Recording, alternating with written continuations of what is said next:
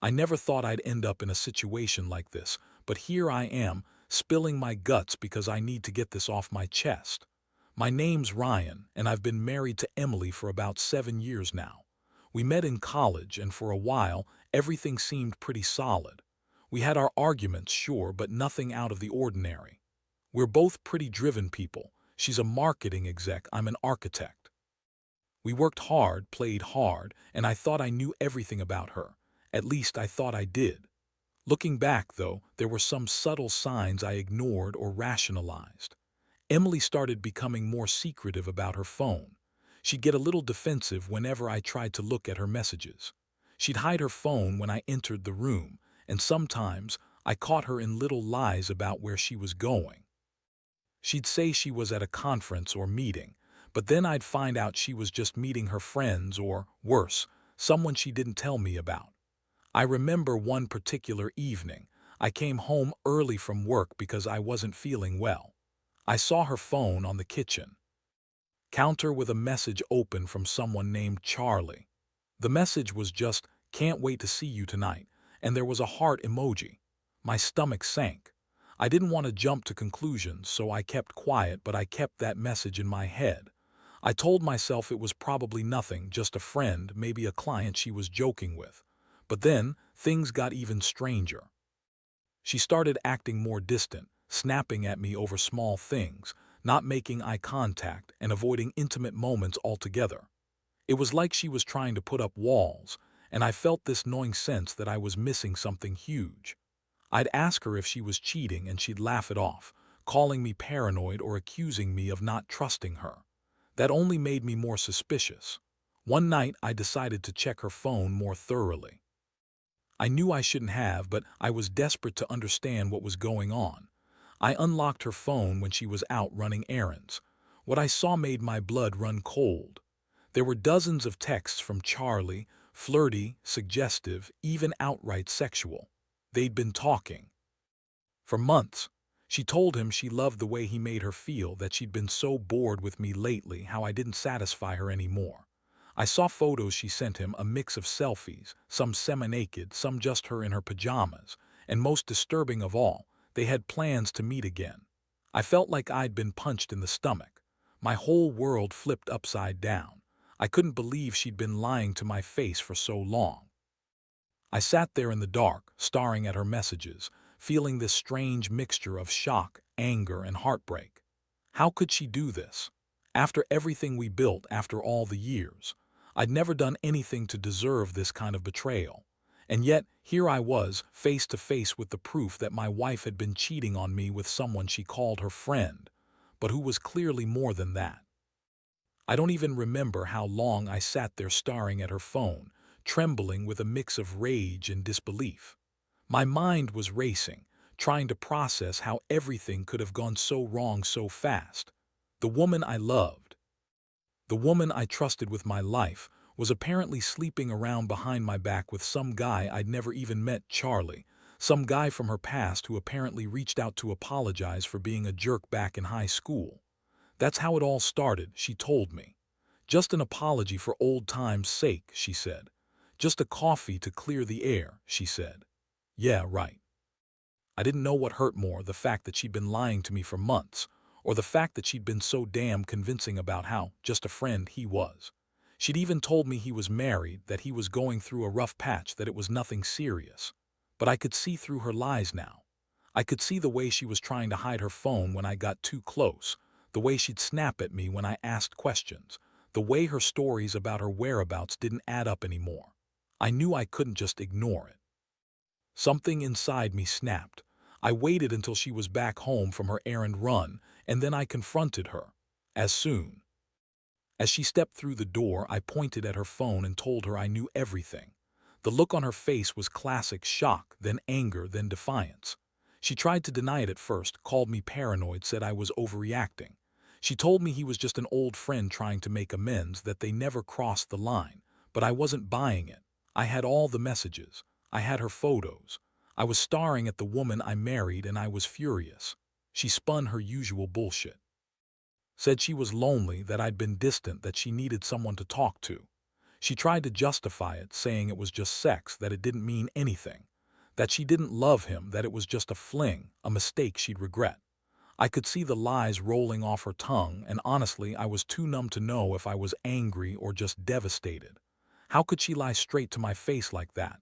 How could she betray me so casually? I was barely able to speak at that point. My voice was hoarse and my hands were shaking. I told her if she thought this was just a harmless fling, she was dead wrong, that I wasn't going to let this slide, that she was done, that she'd broken whatever little trust we had left. She looked me in the eyes and sneered. "You're overreacting, Ryan. You're just jealous because I found someone who actually wants me. Maybe it's time you face the truth. I don't need a guy like you anyway." That comment hit me like a punch to the gut. That night I slept on the couch. I couldn't even look at her. I kept replaying everything I saw, every lie she told, every touch I now knew was fake. And what really eats at me is the feeling of betrayal, the sense that I wasn't enough, that she'd been cheating and lying all this time, even as she told me she loved me. I felt like I'd been punched in the stomach, and my mind kept circling back to the last thing she said, that I was just jealous, that I was the problem. But I knew the truth. She'd been the one cheating, and I was just the guy who got caught in the crossfire. The next morning was a blur of anger and sadness, but mostly just this overwhelming sense of betrayal. I couldn't eat. I couldn't sleep. Every time I closed my eyes, I saw her face, that sneering look she gave me when she said I was just jealous. I kept asking myself how I missed all of it, how I hadn't seen the signs sooner. But the truth was, I was blinded by love, or maybe just plain stupid. I trusted her more than I should have, and now I paid the price. I decided I needed to confront her again, not just with words, but with a plan. I was furious, yes, but I also knew I couldn't just flip out and start throwing her things or screaming at her. That wouldn't solve anything. Instead, I wanted to see how deep this thing went, what her game was, how much she'd lied to me. I started gathering evidence, taking screenshots of the messages, copying her photos, saving everything I could find. I wanted proof, real undeniable proof that she'd been unfaithful. I needed to be sure I wasn't losing my mind. While she was at work, I snapped photos of her phone on the kitchen table, carefully copying texts onto my own device. I didn't want her to suspect anything yet. I wanted to keep her in the dark while I built my case. I also went through our bank statement. Sure enough, there were charges at some hotel downtown that I knew she'd never mentioned. I felt my stomach tight. She was sneaking around, and I was finally seeing just how far she'd go. When she got home that evening, I confronted her again. I told her I knew everything, that I'd seen the messages and the photos. Her reaction was a mix of anger and a strange kind of defiance. She shrugged, rolled her eyes, and said, "You're overreacting, Ryan. You're making a big deal out of nothing. Charlie's just an old friend, and we're not doing anything wrong. You're just insecure." I couldn't believe her. It was like she was trying to gaslight me, trying to make me question my own reality. But I wasn't buying it. I held up my phone with all the proof and told her, "This isn't just some harmless chat, Emily. You're sleeping with him. You've been lying to me for months." She scoffed. "You need to get over yourself. If you're so insecure, maybe it's better if we take a break." That's when I saw how cold she'd become. She was so bitchy, so dismissive, like I was just an obstacle in her life she wanted gone. I asked her why. Why was she doing this? And her answer was that I'd been a terrible husband, that I didn't listen, that I was too busy with work, that I didn't give her enough attention. Then she told me I was controlling, that she deserved better. I felt my chest tighten. I was losing my mind, I swear. That night I didn't sleep. Instead, I kept going over everything, trying to understand how the woman I loved had become this stranger.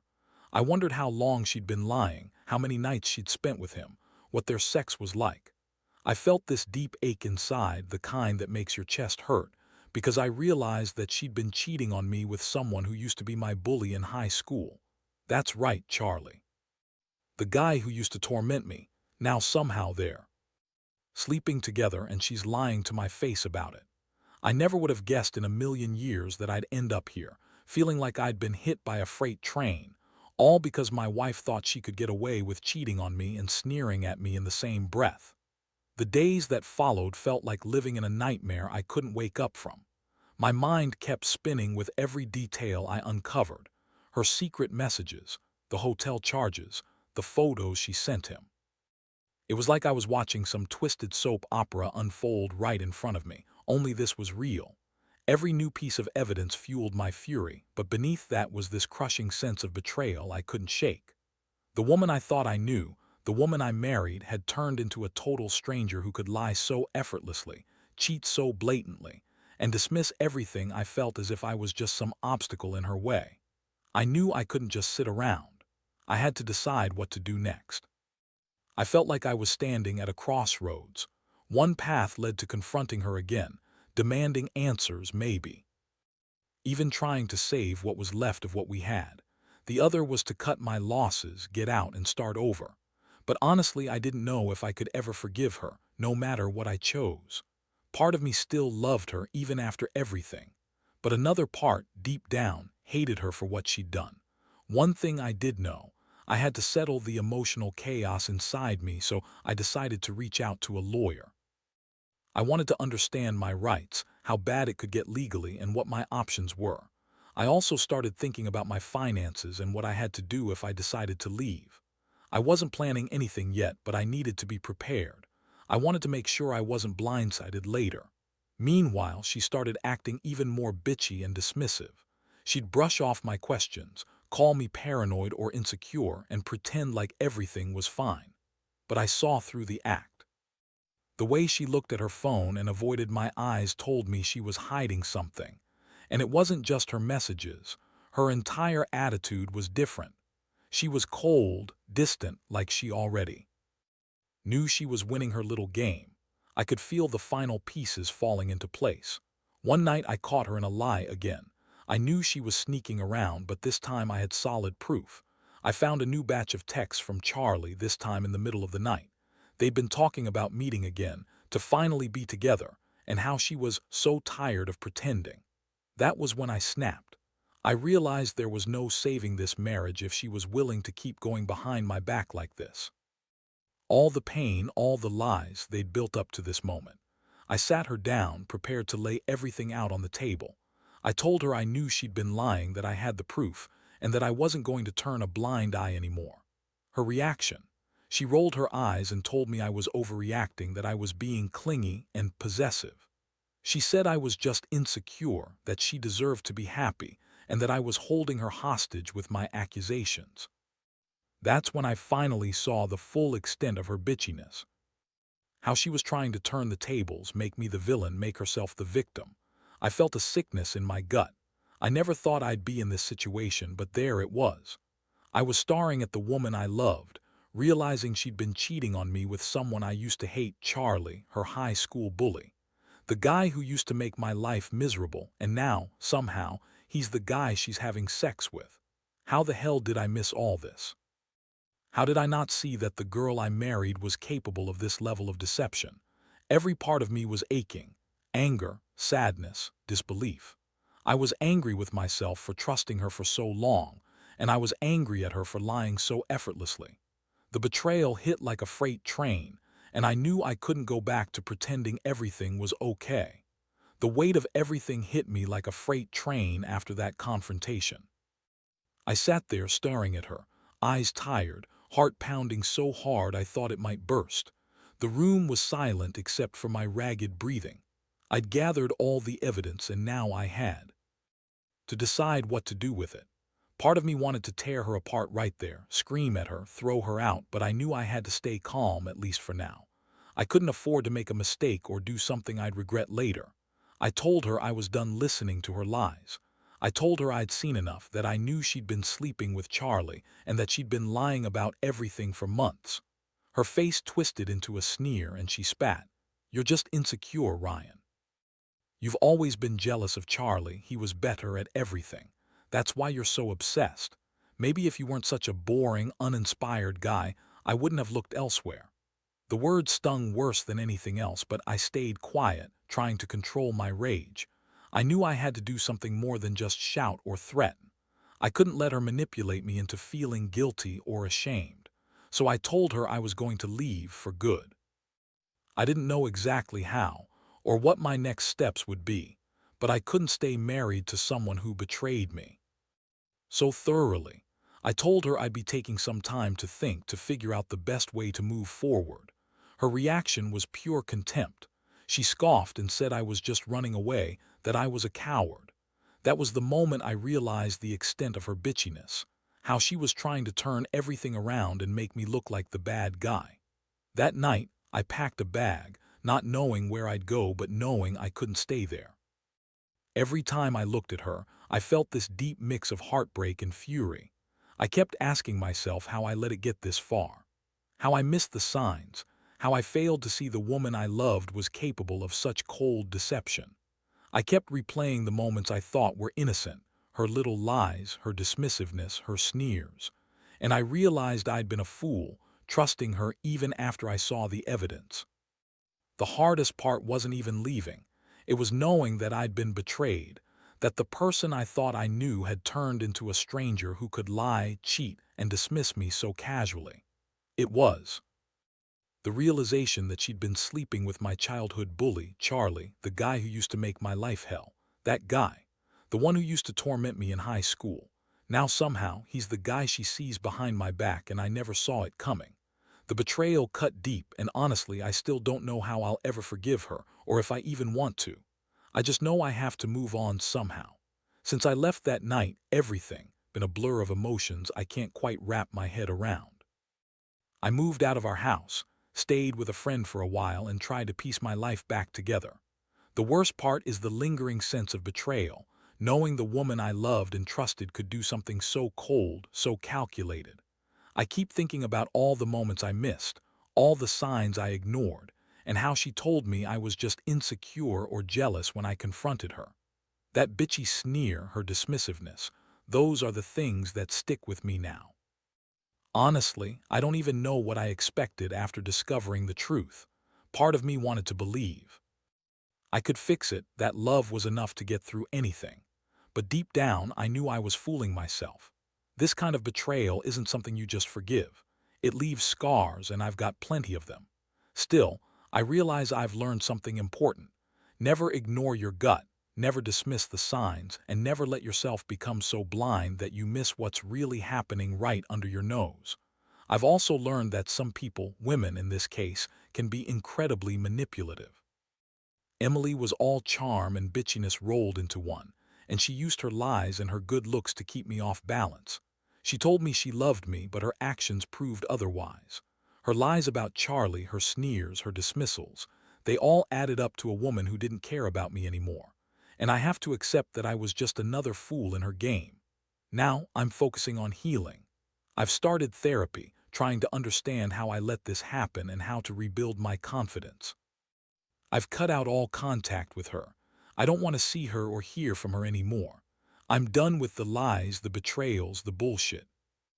I know it's going to take time, but I'm determined to move forward and find someone who genuinely cares, who respects me.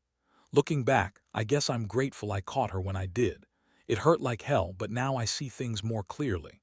I see her for who she really was, a manipulative, selfish woman who thought she could have her cake and eat it too. I refuse to be that guy anymore. I've learned my lesson the hard way. Trust is fragile and betrayal cuts deep. But I also realize that I'm stronger than I thought, and I'll come out of this better even if it takes time. So if you're out there, feeling stuck in some toxic relationship, just remember, your instincts matter. Don't ignore them.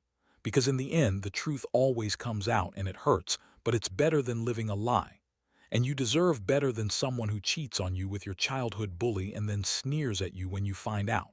That's the real lesson I'll take away from all this.